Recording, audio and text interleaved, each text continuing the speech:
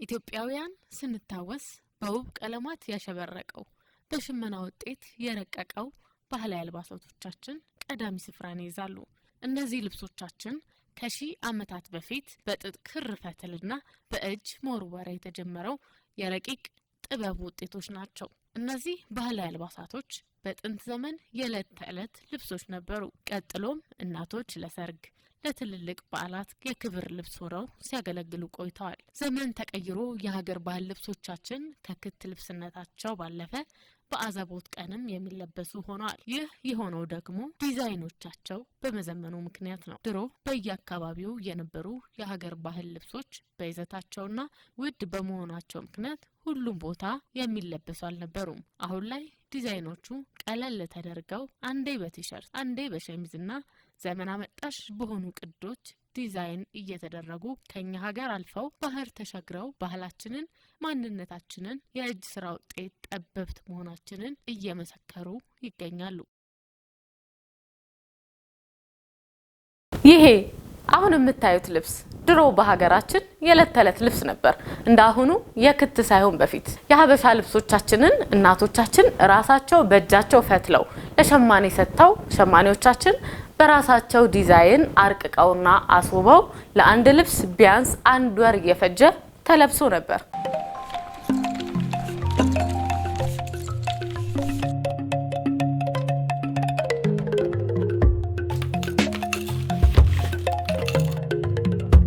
የባህል አልባሳታችን እንግዲህ በእኔ እድሜ ከልጅነት ጀምሮ ስለብሰው ያደኩት አልባሳታችን ነው። የራሱ ታሪክም ያለው ነው የኛ የባህል አልባሳቶች እና እኔ ሲጀምር በእውነት በጣም ከባድ ጊዜ ነበረ። እንግዲህ የዛሬ 33 ዓመት አካባቢ ነው እኔ ስራዬን የጀመርኩት። በዛ ጊዜ የባህል አልባሳት የሚሸጠው የነበረው አዳራሽ የሚባለው መርካቶስ ብቻ ነበረ እንጂ አሁን ዛሬ ያለው የሽሮ ሜዳ አካባቢ ወይም ይሄ 22 ምናምን የሚባለው አልነበረም። ስለዚህ እኔ ስራዬን ሲጀምር በጣም ተቸግሬ ነበረ። ምክንያቱም ጨርቅ ማግኘት አልችልም ነበረ። ስለዚህ በተለይ ዲዛይኔን አፕላይ ለማድረግ በጣም እቸገር ነበረ። ስለዚህ የመጀመሪያ ስራዎችን ከሰራው በኋላ የግድ የራሴን የሽመና ሰዎች ማቋቋም ነበረብኝ። ስለዚህ ወደ ራሴ ሽመና ውስጥ ገባሁ ማለት ነው።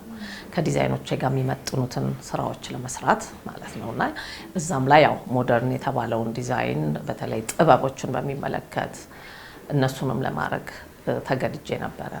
እዚህ ጋር ሳልጠቅስ ማለፍ የማልፈልገው ማማጽዮንን ነው። ማማጽዮንን ሳድግ ማቃቸው በጣም ማደንቃቸው እሳቸውን አይቼ እንደ ኢንስፓይሬሽን ወይም ከሳቸው ብዙ ተምሬ ያደግኩ ነኝ ብዬ አስባለሁኝ እኔ ራሴን ስገልጽ ማለት ነው። ምክንያቱም ማማጽዮን ከእንግሊዝ ሀገር ከመጡ በኋላ የኢትዮጵያን ባህላት አልባሳት ሞደርን ታች አድርገው ግን ባህላዊነቱን እንደጠበቀ ወደ ኋላ ተመልሳችሁ ፎቶ ብታይ የሚገርም ልብስ ነበር ማማጽዮን የሚሰሩት። በዚህ አጋጣሚ እኔ ስዳርም ለመልሴ ማማጽዮን ልብስ ነበር የለበስኩት። በሀገራችን በተለያዩ አካባቢዎች የሚለበሱ ልብሶች በአካባቢ ሰዎች ለበዓላትና ለተለያዩ ፕሮግራሞች የሚለበሱ ነበሩ።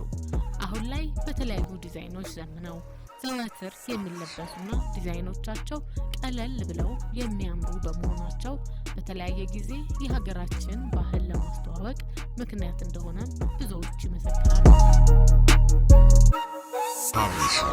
እኔ በትንሹ እስከ 40 ዓመት ድረስ ሰርቻለሁ። የድሮ እናቶች ለምሳሌ የአገር ልብስ መልበስ ሲፈልጉ ጥጡን ከገበያ ይገዛሉ። ባስተው ፈትለው ደውረው ቀሰም ማለት ያው ይሄ ማለት ነው። እዚህ ላይ እነሱ ያንን የፈተሉትን ከልቃቂቱ ወደዚህ ይቀይራሉ። ከዛ ይሸመንና እነሱ ያንን ነበር የሚለብሱት።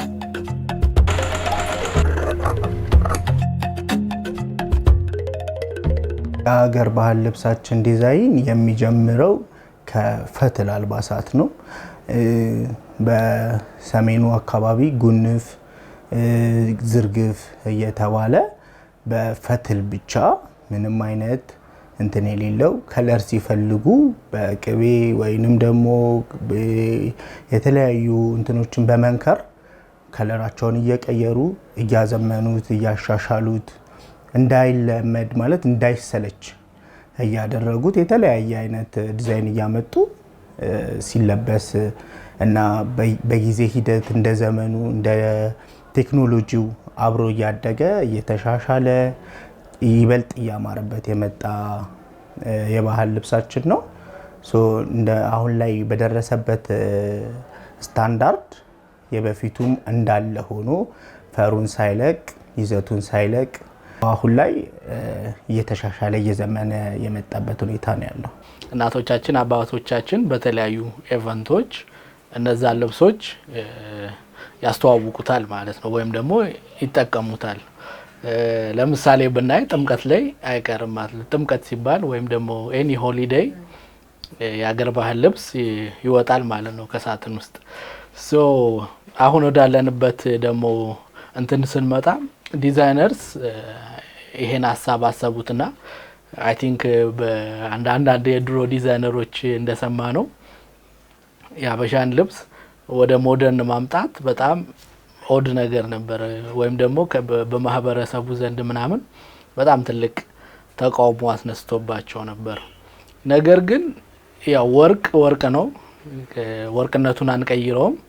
ግን እኛ በምንፈልገው ሲምፕል እንዲሆን ከፈለግን ሲምፕል እናደርገዋለን።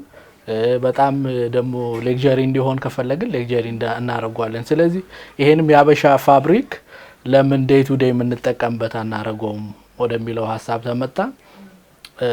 የድሮ ዲዛይነሮችን እንቁን የፍቅር ዲዛይን ምናምን እነሱን ማንሳት እንችላለን። እነሱ ይህን ትግል ታግለው እና ወደ ማህበረሰቡ ወደ ዲያስፖራውና ኢቭን ወደ ፈረንጆችም ይሄ ልብስ በማቅረብ ዴይ ቱ ዴይ እንዲለበስ በጣም ብዙ ዋጋ የከፈሉ ናቸው ማለት ነው። የድሮ አያቶቻችን እናቶቻችን የሚለብሱት በእጅ ነው የሚጠለፈው፣ ብዙ ጊዜ ይወስድባቸዋል ምናምንና ወደ አሁኑ ስንመጣ በአጭር ጊዜ ነው የሚሰራው። ማሽኖች አሉን። በዛ ልክ ደግሞ ስራዎችን ተከፋፍለሽ ነው የምትሰሪው። በአጭር ጊዜ እንዲደርስ ይሆናል ማለት ነው።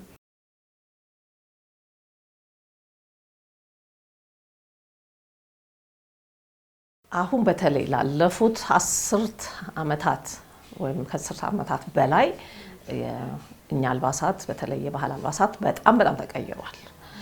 በተለይ ይሄ ጉግል፣ ፒንትረስት የሚባሉት ከመጡ በኋላ ኢቭን ዶ በጣም ብዙ ዲዛይነሮች አሉን። በጣም ጎበዝ የሆኑ ወጣት ዲዛይነሮች አሉን። በዛው ልክ ደግሞ በተለያየ ምክንያት ስፌት ላይ ሆነው የሚሰሩ ሰዎችም ይሰፉታል። ነገር ግን ለውጥ ብዬ የምለው እኔ ምንድን ላይ ነው በፋሽን ከሄድኩኝ በተለይ ብዙ ዲዛይን ትምህርት ላይ ተምረው በራሳቸውም ጥረት ራሳቸውን አጎልብተው በጣም ጎበዝ የሆኑ ዲዛይነሮች አሉን እና ብዙ ለውጥ አምጥተዋል በዛ ላይ።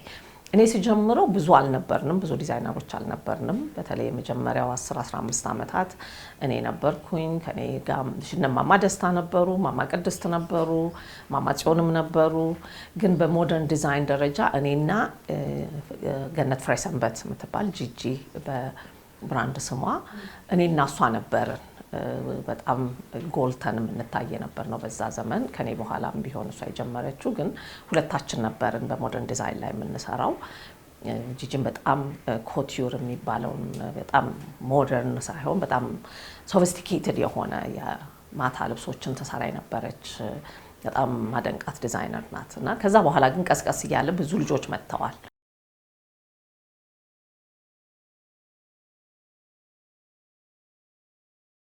እኛ ድሮ ልጅ ሆነን የሰራነው ጥበቦች ዛሬ እንደ አዲስ እየተለበሱ ነው። እኛ ደግሞ የምናውቀው ዛሬ ላይ አሁን እንደ ፋሽን ሰው የሚከተለው ነው። እኛ አሁን ለገበያ የሚያስፈልገው ምንድነው ብለን የምንሰራው ይሄኛው ልብስ ገበያ ላይ ጥሩ ዋጋም ያወጣል ፋሽን ብለን እኛ እንሰራለን። ግን አሁን የድሮ ጥበቦች ሲመጡ ለኛ ለራሳችንም እየገረመ የረሳነው ጥበብ ነው የሚመጣው። ግን ያ ጥበብ ደግሞ በጣም ከባድ ነው፣ እንደ ዛሬው አይደለም። ረጅም ጊዜ ይፈጃል። አሁን ቢያንስ አንድ ልብስ አንድ ሳምንት 15 ቀን ድሮ የሚፈጀውን ዛሬ አሁን ወጣቱም ያው ከዘመኑ ጋር ተጉዞ ያንን በአጭር ጊዜ ውስጥ ለመስራት እንደ ድሮ አባቶች አይደለም። አሁን ያሁኖቹ ፍጥነት አለ፣ እውቀቱም አለ። እንግዲህ በኔ ራሱ አሁን በኔ ስራ ላይ ፎከስ አድርጌ ባወራ እኔ እንግዲህ መጀመሪያ ሲጀምር ያው ሽመናን በተለይ ይሄ ጥበቦቻችንን በጣም እስከ 3 ሜትር 4 ሜትር ድረስ ጥበብ የሚወስዱ ስራዎችን ለኤቭሪዴይ ሳይሆን ለተለያዩ ትልልቅ ኦኬዥኖች የሚለበሱ ልብሶችን ነው የምንሰራው፣ አሁንም እንሰራለን።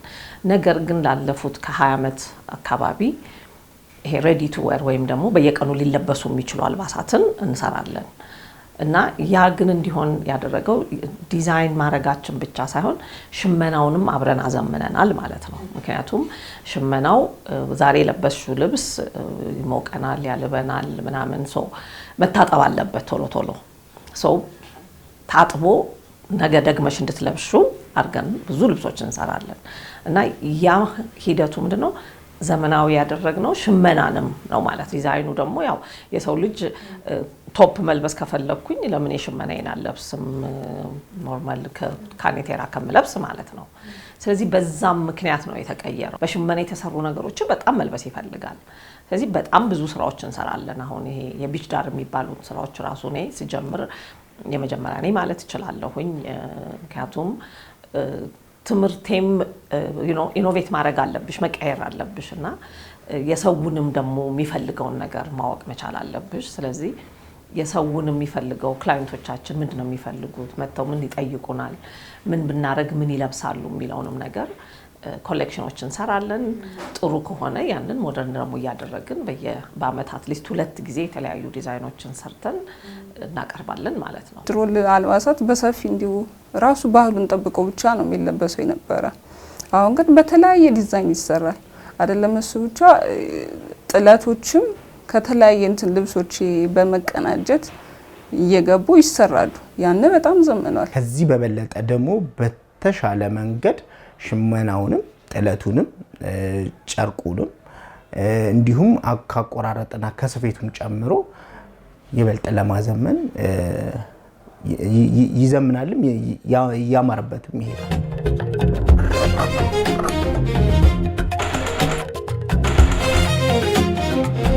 የድሮ ዲዛይን ማቴሪያላቸው ትንሽ ከበድ ያለ ነው፣ ሄቪ ነው። ምናልባት የመንካትም የማየትም አቅም አጋጣሚ ምናምን ገጥሞሽ የሚያክ ከሆነ ትንሽ ከበድ ይላሉ ለመልበስ ለዕለት ተዕለት። የዛኔ የነበሩ ሰዎች ከሚሰሯቸው ስራዎች አንጻር ከሚያደርጓቸው አንጻር ምናልባት ተመችቷቸው ሊሆን ይችላል። አሁን ላይ ግን ያለነው ሰዎች እነሱን ነገሮች አድርገን ለመንቀሳቀስ እንደፈለግን ለማድረግ ያን ያህል ኮምፎርት አይሰጠንም።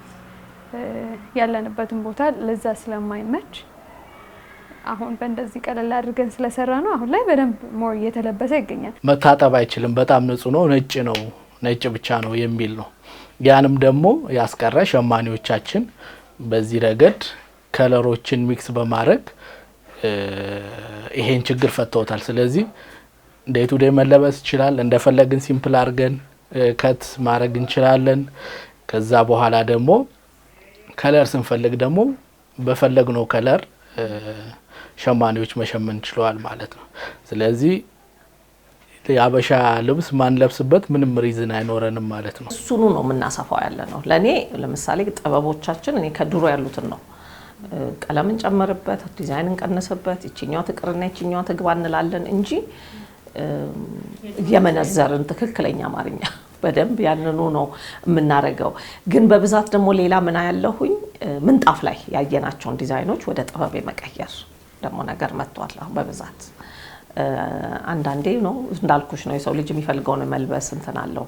ግን ከምንጣፍም ላይ ዲዛይን ተነስቶ ወይም ጉግል ላይ የምናያቸው አንዳንድ ዲዛይኖችን ወደ ጥበብ ተቀይረው ይሰራሉ። ያንን አቅም ኖሯቸው ግን የሚሰሩልን አሁንም የሽመና ስራ የሚሰሩልን ጥበብተኞቻችን ናቸውና ለኔ ትልቁን ጥበብ የያዙት እነሱ ናቸው።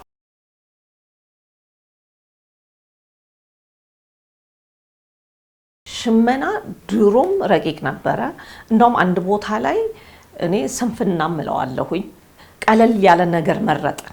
በቃ ቀለል ብሎ ስለሚሰራ ዋጋውም ቀለል ይላል።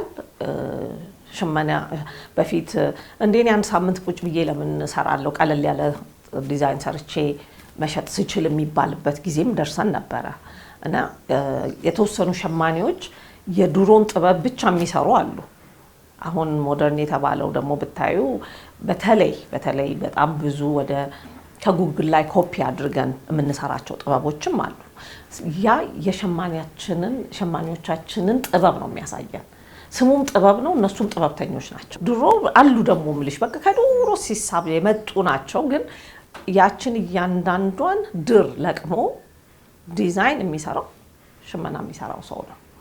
አሁንም ይሰሩታል፣ አይደክማቸውም። እኔ በጣም ከማደንቀው በእውነት እኔ እነሱ ባይኖሩን ያልኖርም። አሁን የባህላት አልባሳት ስናያቸው እንደ ድሮ አይደለም። ዲዛይናቸውም ተቀይሯል። በተለያየ እንትን ይሰራል። አሁን የሴትም የወንድም በተለያየ እንትን ነው የሚሰራው ማለት ነው ዲዛይን የሚደረገው። ይሄ ደግሞ ከሞደርኑ ጋር መጥቶ ነው አንድ ላይ ሆኖ በሚፈልገው ሰው በኩል መሰራት ይችላል ማለት ነው። አሁን እኛ የምንሰራቸው እነዚህ ናቸው። ብዙ አልባሳት ሰው በፈለጋቸው ዲዛይን ሲያመጡ እነሱን እንሰራቸዋለን። ያን ደግሞ በምንም ቦታ መልበስ ትችላለሽ። ቢሮም ስትገቢ ፕሮግራማት መልበስ ትችላለሽ እና እሱ ደግሞ ቀለል ያደርገዋል ማለት ነው። ፋሽን እንደተመልካቹ ነው። አሁን እኔ አሁን እዚህ ዘመን ላይ ስላለሁኝ ምናልባት ወይ ራሴ የምሰራቸውን ስራዎች እኛ የምንሰራቸውን ስራዎች ልመርጥ እችላለሁኝ። የበፊት ዲዛይኖች ለራሳቸው አሪፍ ነው በሚል አንደኛ ልብስ ክብርንም ይገልጻል። ድርብብ ማለትን ያንን ስለሚያስቡ እነሱ ባረጉት ሙሉ ከታች እስከ ላይ ድረስ ተስተካክሎ መቅረብንም ስለሚፈልጉ በዛ መልኩ ይለብሱት ነበረ።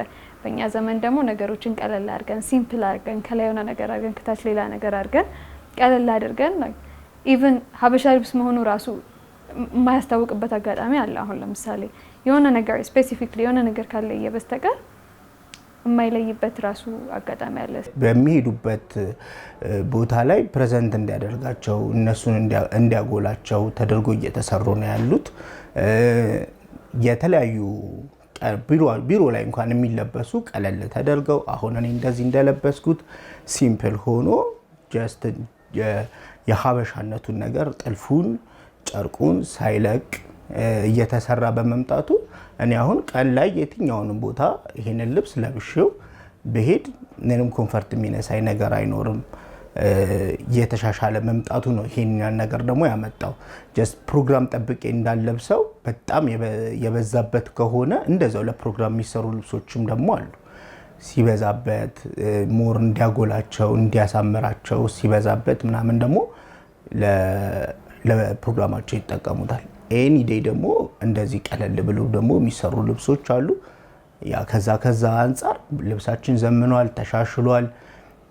እንኳን ሀበሻ ነጮችም እየወደዱት እየለበሱት ነው። የዛኔም ያኛው ዘመናዊ ነበረ። ከዛ ደግሞ አሁን ስንመጣ አሁን ያለንበትን ዘመን የሚመስል ተደርጓል ማለት ነው። ከዛ በፊት ምናልባት ያው የሚታወቀው በፎጣ ብቻ ነበረ። ወደ ቀሚስ ሲያመጡት ዘመኖ ነበረ። አሁን ደግሞ ወደ ተለያየ በሁሉም አይነት ልብሶች መልበስ ስንችል አሁን ዘመኑን የሚመስል ደግሞ ሜክ አድርገናል ማለት ነው። ዋጋው በጣም ርካሽ ሆኖ ሲምፕል ሆኖ ግን በጣም ሊያስውብሽ የሚችል ቀሚሶች እየተሰራ ነው አሁን ላይ ማለት ነው። ከዛ ወጪም ይቀንስልሻል። አንቺም ደግሞ የፈለግሽበት ቦታ ብትለብሹ የማይከብድ ቀሚሶች አሉ። ቀሚስ ብቻ ሳይሆን ደግሞ እንደዚሁ ጃኬት ብቻ አድርገሽ ልትወጫቸው የምትችይው የሀበሻ ልብሶች ወይም ደግሞ ቲሸርት እና ጉርድ አድርገሽ ልትለብሻቸው የምትችይው ልብሶች።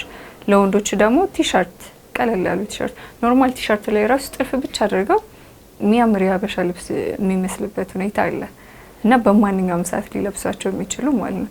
እንደውም አሁን ከሱፍ ጋር የሚመሳሰሉ ልብሶች ሁሉ የተሰራ ነው። ጃኬት፣ ጋውኖች ምናምን እየተሰሩ ነው። ባህላዊነቱን ሳይቀይር የዲዛይን እድገት ነው ብዬ ነው የምለው። ኦሮሚያ ክልል ብንሄድ የተለየ ቀለማቶች አሉት። ወደ ሀዋሳ ብንሄድ ሌላ ቀለም ነው። ወደ ወሎ ብንሄድ ሌላ ቀለም ነውና እነዛ ቀለማቶች ሳይሆኑ የሽመናውም አይነት ይለያል። ስለዚህ እዛ ላይ ደግሞ የተማሩ ልጆች እንዳልኩት ወጣት ዲዛይነሮች የራሳቸውን አስተዋጽኦ ጨምረውበት የተለየ እንዲሆን አደረጉት እንጂ ባህላዊነቱን ብዙም ያለቀቁ ግን ስታዩ ሞደርን ሆነው ደግሞ የተሰፉ ልብሶች አሉ እና አይ ቲንክ የዲዛይነሩ ትልቅ አስተዋጽኦ አለው ብዬ አስባለሁ።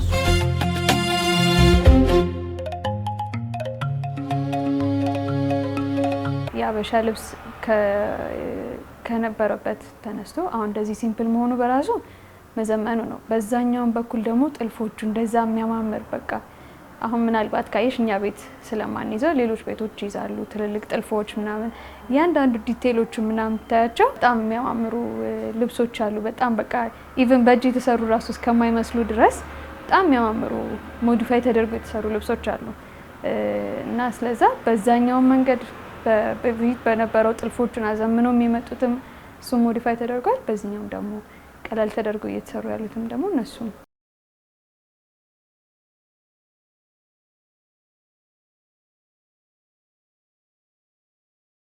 ውበት ከጥረትና ከዘመናዊነት ጋር ሲደመር በሀገር ባህል ልብሶቻችን ይገለጣል።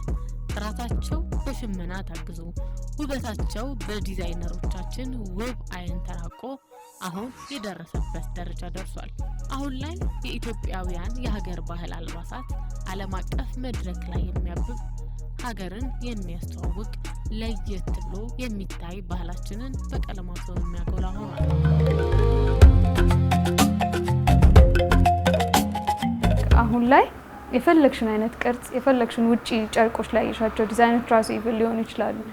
አሁን ላይ እነሱም በአበሻ ጨርቅ አምጥተን የመስራት ራሱ ደረጃ ላይ ተደርሷል። በፊት የማይሞከሩ የነበሩትን ሼፒ ቀሚሶች ምናምን አሁን እንደዚህ በደንብ በስፋት ታያቸዋለሽ።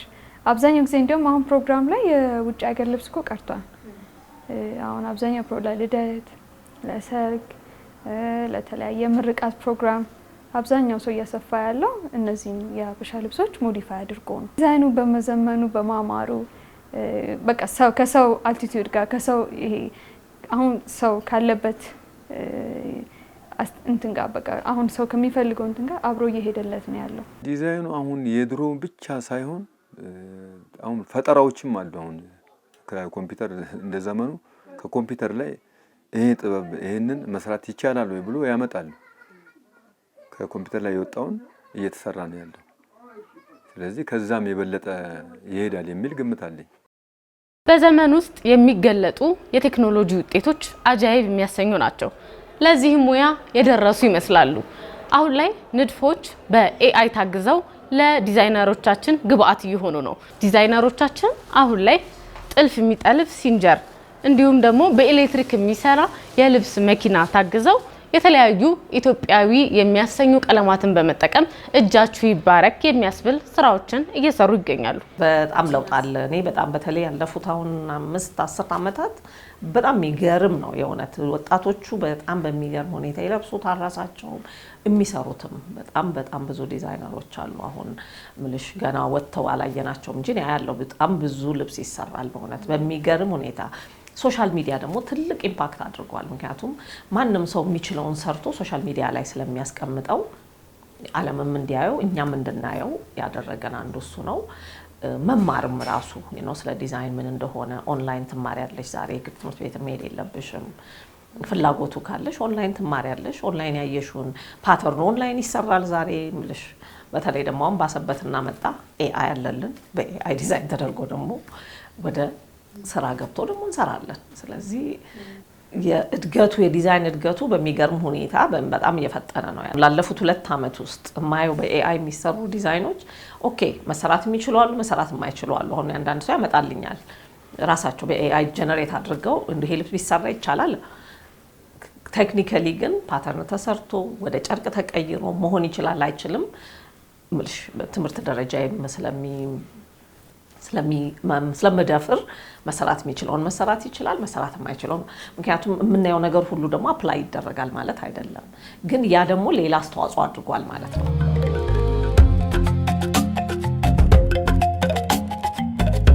ልብሶቻችን የዓለም መድረክ ላይ እንዲወጡ በተለያዩ ፋሽን ሾዎች ላይ የዓለም ሀገራት ላይ እይታን ትኩረትን እንዲስቡ ያደረገበት ምክንያት የከለር ኮምቢኔሽኑ ከዓለም የጨርቅ ልዩነት የመነኑ የጥጥ ንድፉ እንዲሁም የጥለት አገባቡ ትኩረት እንዲስብ ሆኗልና የትኛውም ዓለም ላይ ለብሰሽው ብትንቀሳቀሺ ሰው ትኩረት የሚሰጠው ልብስ ነው። ዲዛይኑም ተጨምሮበት ልብሶቹ እንዲሁ እየተሻሻሉና እያማሩ ስለሆነ በዓለም መድረክ ላይ በየትኛውም ቦታ ላይ ቢታዩ የኛ ሀበሻ ልብሶች በተሻለ መንገድ እየቀረቡ ስለሆነ ኦብቪየስሊ ሰው ይሄንን ነው የሚመርጥ ያለው።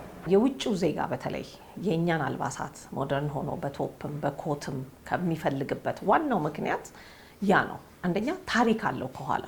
ያ ታሪክ ሽመና በራሱ ታሪክ አለው። ከሺህ ዓመታት በላይ ያለው ታሪክ ስለሆነና ስቶሪ ቴሊንግ ይሉታል ፈረንጆቹ። ልብሱ የምንለብሰው ልብስ መሸመኑ በራሱ ታሪክ አለው ማለት ነው። ያ የሚሸምነው ሰው የራሱን ስሜት የራሱን ኢሞሽን ነው እዛ ሽመና ላይ የሚያስቀምጠው። ስለዚህ የዛን ሰው ታሪክ ይዞ ነው ያ ሰው የሚሄደው። ስለዚህ የውጭ ሀገሩ ዜጋ የኛዎቹ ሙልሽ በጣም ስለምንወደው ስራችንን የራሳችን ባህልም ስለሚያኮራን ነው። በተለይ በአሁኑ ዘመን እውነቴን ነው እኔ በጣም ይገርመኛል። በጣም ብዙ ሰው የእድሜ ሴግመንት ራሱ የለውም። ከህፃን ልጅ ጀምሮ በእውነት ወጣት ብትዩ ቲኔጀር ብትዩ ሁሉም እድሜ ይለብሰዋል። እና ለእኔ አሁን ለስራዬ በጣም የሚገርመኝ ታርጌት ኦዲየንስሽ ማን ነው ስባል ማንም አይደለም ለኔ ሁሉም ነው። ምክንያቱም ሁሉም ደስ ብሎት ስለሚለብስ ማለት ነው። ስለዚህ ሞደርን የምናደርገው ባህላችንን ብቻ አይደለም። ባህላችንን ሞደርን እንድታረጊው አትችልም። ባህል ነው። ግን ያ ሽመና ባህል ውጪ ወጥቶ በእጅ የተሸመነ ነው፣ በእጅ የተሰራ ነው፣ ሃንድ ሜድ ነው ሲባል ትልቅ ዋጋ አለው።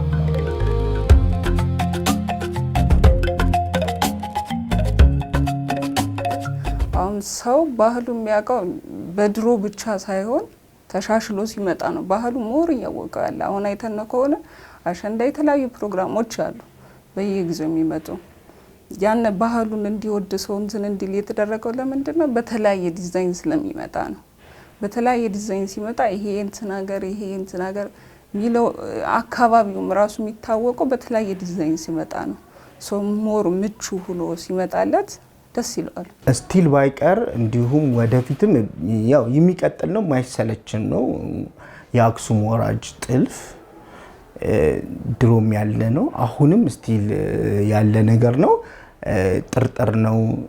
ልብሱ ሲታጠብ ጭራሽ እያማረበት ነው የሚሄደው እና እነሱ ልብሶች ወደፊትም በቃ ሁሌ ባያቸው ሰው ተለብሶ ገና ሲለበሱ ግሬስ ያላቸው ልብሶች ስለሆኑ እነሱ ቢቀጥሉ ብዬ አስባለሁ። በጣም በውጭው ዓለም በተለይ አሁን ሊያከበደን ብንወስድ የሽመና ውጤቶችን በጣም በትልቁ ፕሮሞት አድርጋ በተለይ በአሜሪካም በተለያዩ ዩሮፕም በጣም በትልቅ ደረጃ ትሸጣለች እና ማየት የምፈልገው ሽመናችን እንዲቆም አልፈልግም፣ ወይም ሞደርን ሆነ ተብሎ ወደ ማሽን እንዲቀየር አልፈልግም።